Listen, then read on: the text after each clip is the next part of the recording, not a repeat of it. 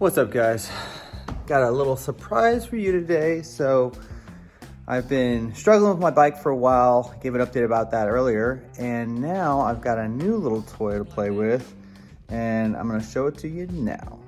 All right, this is a Felt IA14 that a friend of mine owns.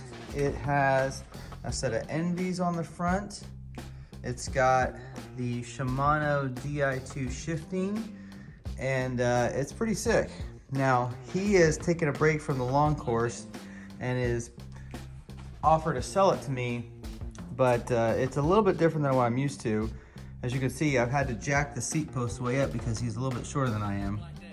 And so I'm trying to get it dialed in to see if it's gonna work for me. I took it on a ride yesterday. It was pretty awesome.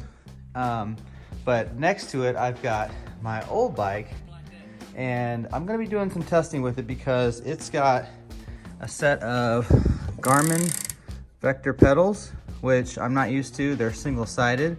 So I wanna see how those numbers compare, but then I also wanna get a look at how my fit is on both bikes to see if it's gonna help me with my hip angle, just general comfort and everything like that.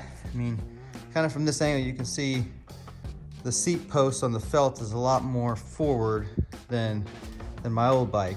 But yeah, we're gonna do some testing and see if it's gonna work. All right, so I've got Zwift going on a workout that holds 175 on erg mode. So it's making the kicker snap hold me to 175. Down here on the bike computer, it's showing that the Garmin Vectors have me going 183 to 184 on a 20-second moving average. And I'm trying to keep my cadence pretty stable so there's no surges in there that the Wahoo or that the kicker wouldn't pick up. So 175,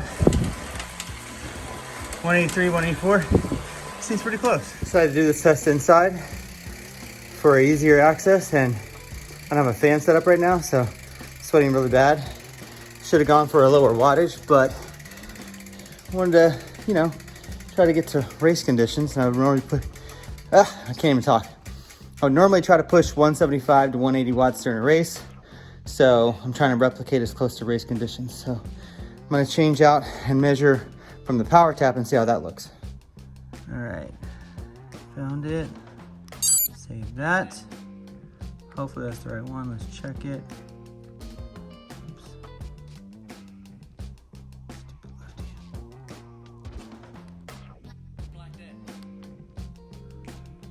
Yep, let's calibrate it. All right, let's do it again. All right, I'm back up to speed now. Tire's not accelerating. Had a smooth cadence here. Still showing 175 on Zwift. And lo and behold, the power tap is pretty close. 175, 176, somewhere between there.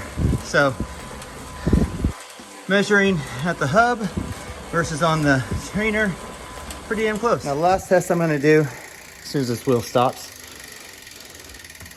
So for the longest time, this back wheel over here, I've believed that it rubs up and in under here.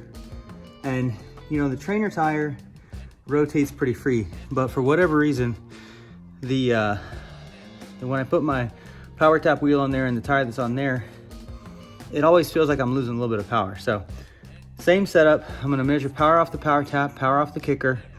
I'm gonna put that same wheel back on this bike, and I'm gonna see how that power output compares. And if I'm losing power by a noticeable difference more, then it would indicate that I am rubbing and I'm having extra friction here on the bike.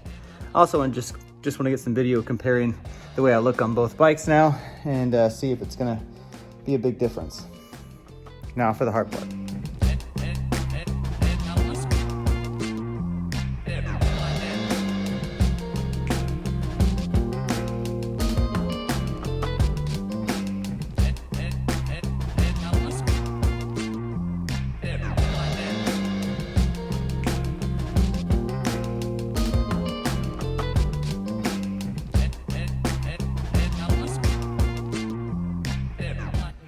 All right guys, so quick update.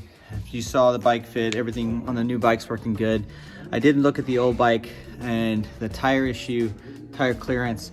What I realized is that I had switched to a 25C tire based on what was available, not understanding that it's gonna rub here.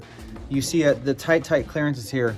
This is designed for a 23 mil tire, so it's not going to work with the 25, and that was what was causing the rubbing.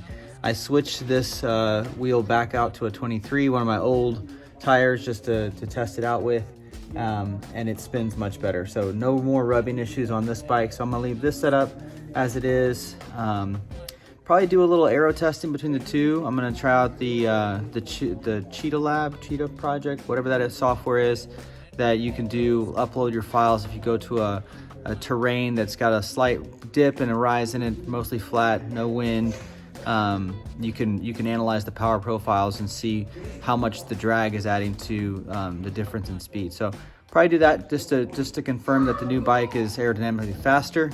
But overall, really happy with the fit on the new bike. I've got that set up as my primary bike now, and I'm just gonna have this one as an extra bike. So thanks for tuning in.